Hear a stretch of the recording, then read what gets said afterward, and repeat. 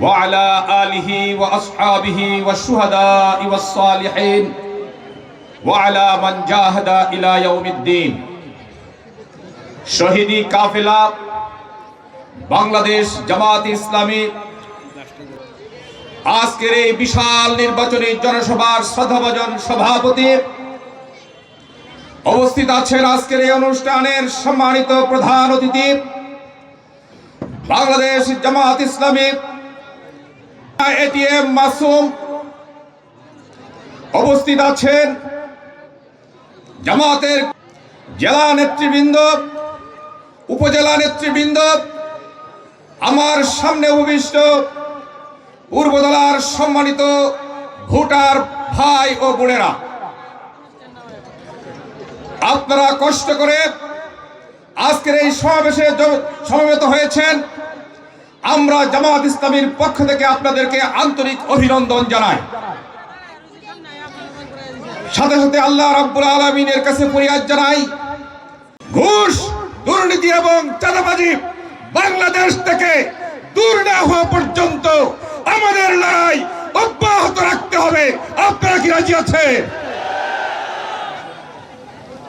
ঘুষ, দুর্নীতি এবং চাঁদাবাজি, দখলবাজি, টেন্ডারবাজি, মামলাবাজি যদি এই দেশ থেকে উৎখাত করতে হয়, আগামী 12 তারিখে দাঁড়িপাল্লাকে বিজয়ী করে আমাদেরকে সকল প্রকারের ফিতনাকে উৎখাত করতে হবে। আপনারা কি রাজি আছেন কিনা? প্রিয় ভাইরা আমার, প্রধান অতিথি মূল বক্তব্য রাখবেন। আমরা আজকে ঘোষণা দিতে চাই, যদি সকল প্রকারের ঘুষ, দুর্নীতি এবং চাঁদাবাজি দূর করতে হয়, তাহলে মার্কা দেখে ভোট দেওয়া যাবে না, দল কারা হয়ে ভোট দেওয়া যাবে না।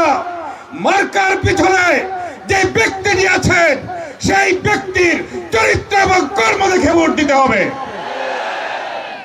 আমরা কি প্রার্থীদের অতীত এবং বর্তমানের কর্মকাণ্ড এবং তাদের চরিত্র বিশ্লেষণ করে আগামী দিন ভোট দিতে কি আমরা রাজি আছি? প্রিয় ভাইরা আমার, যদি ব্যক্তির চরিত্র এবং কর্মকে বিবেচনায় নিয়ে আমরা ভোট দিতে পারি, তাহলে আগামী দিন এই দেশটাকে দুর্নীতি মুক্ত, ঘুষ মুক্ত, চাঁদাবাজ মুক্ত করা সম্ভব। যেই দলের নেতা কর্মীরা নিজেরাই দুর্নীতি করেন, নিজেরাই চাঁদাবাজি করেন, তারা যদি ক্ষমতায় আসে, তাহলে দেশ থেকে চাঁদাবাজি, দুর্নীতি দূর হবে? হবে না। তাই যেই দলের নেতা কর্মীরা দুর্নীতি করে না, চাঁদাবাজি করে না, সেই দলকে আগামী দিন যদি ভোট দেওয়া যায়, বিজয়ী করা যায়, তাহলেই কেবল দুর্নীতি মুক্ত, চাঁদাবাজ মুক্ত বাংলাদেশ গড়া সম্ভব। আমি আমার পূর্বদলার ব্যবসায়ী ভাইদেরকে জানাতে চাই, ওনারাই চাঁদাবাজির বেশি শিকার হয়েছেন। 12 তারিখে যদি আল্লাহ রাব্বুল আলামিন জামাত ইসলামীকে কবুল করেন, তাহলে 13 তারিখ থেকে কোন চাঁদাবাজ পূর্বদলা কোন মানুষের দিকে চাঁদার জন্য হাত বাড়াতে পারবে না ইনশাআল্লাহ। প্রিয় ভাইরা আমার, পূর্বদলার অনেক সমস্যা আছে। আমাদের এই পূর্বদলার প্রধান সমস্যা হচ্ছে শিক্ষা, স্বাস্থ্যসেবা, যোগাযোগ এবং কৃষি।